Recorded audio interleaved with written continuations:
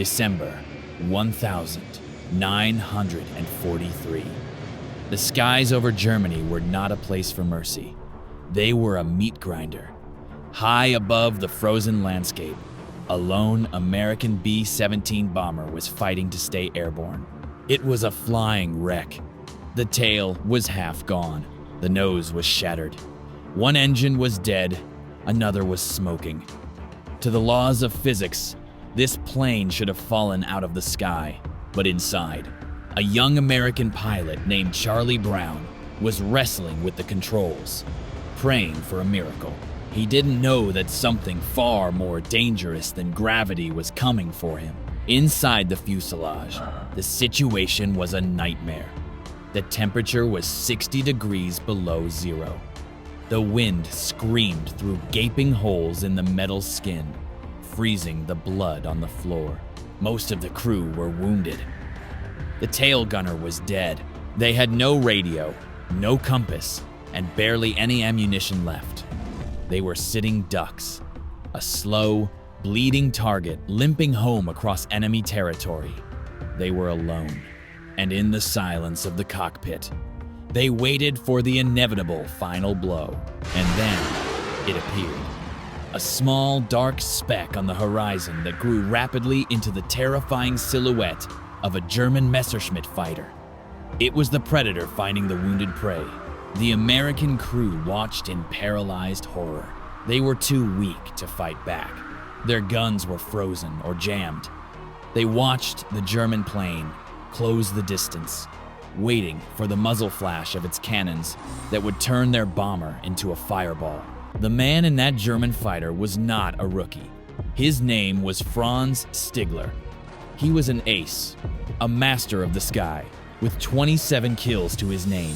He needed just one more victory to earn the Knight's Cross, the highest honor in the German military. This crippled bomber was his prize. It was helpless. It was the easiest kill of his career. He positioned his finger over the trigger. He lined up the sights. The American plane filled his vision. But Stigler didn't shoot, not yet. He noticed something strange.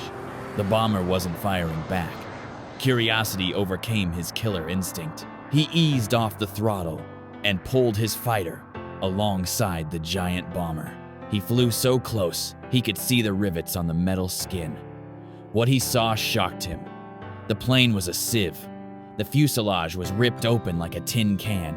He could see the crew inside, huddled over their wounded comrades, tending to the bleeding. In that moment, Franz Stigler remembered the voice of his commanding officer from years ago.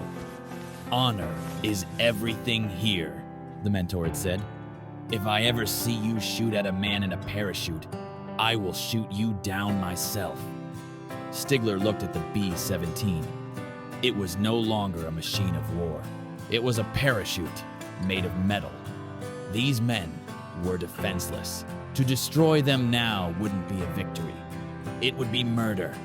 The ace pilot faced a choice: win his medal or keep his soul. Inside the bomber, Charlie Brown turned his head and saw the German fighter floating just feet away off his right wing. He locked eyes with the enemy pilot. He didn't see hatred, he saw something else. Stigler wasn't attacking, he was signaling. He waved his hand frantically, pointing down. He was mouthing words. "Land! Land!" He was trying to tell the Americans to land in Germany and surrender before they crashed. But Charlie Brown shook his head. No, he would not surrender. He would not land in a prison camp. He would fly this wreck until it fell apart or reached England. Stigler saw the refusal. He realized these Americans were crazy or incredibly brave. They were going to try to cross the Atlantic Wall, the coastline of Europe, which was lined with hundreds of German anti-aircraft guns. In their condition, the ground fire would shred them in seconds. Stigler made a decision that was treasonous. If anyone reported him, he would be executed by firing squad. He maneuvered his fighter plane. He didn't peel away. Instead, he flew in tight formation with the bomber. He placed his plane between the Americans and the German anti-aircraft guns on the ground. To the gunners below, it looked like a German fighter chasing a captured plane. They held their fire. The German ace had become a human shield. For miles, the strange pair flew together. The predator escorting the prey, they crossed the coastline, leaving the danger of the German flak batteries behind. They reached the open water of the North Sea. The air was clear. The path to England was open. Stigler had done it. He had smuggled the enemy to safety. He stayed with them as long as he could, risking his fuel, risking his life, risking his reputation. It was time to part ways. Stigler looked at Charlie Brown one last time. He didn't fire a shot. Instead, he raised a gloved hand to his forehead. A salute, a gesture of respect from one warrior to another.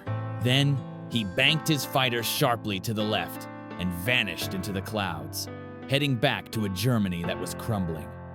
Charlie Brown watched him go, stunned, realizing he had just witnessed a miracle. The B-17 barely made it across the channel. It landed in England on fumes, collapsing onto the runway.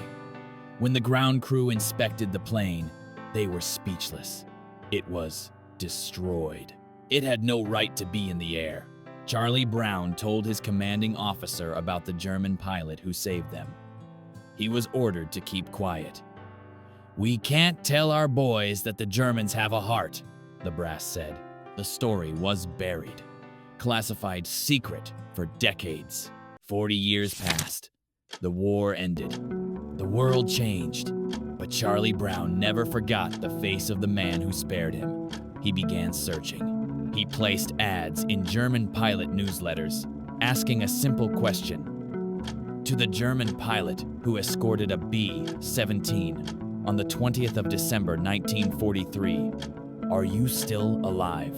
For years, there was silence, until one day, a letter arrived from Vancouver, Canada. It said simply, "I was the one." They met in a hotel lobby. Charlie Brown and Franz Stigler, the hunter and the prey. They didn't shake hands, they embraced. They wept like children. In that moment, the war was truly over, Stigler told him. "I didn't have the heart to finish you off.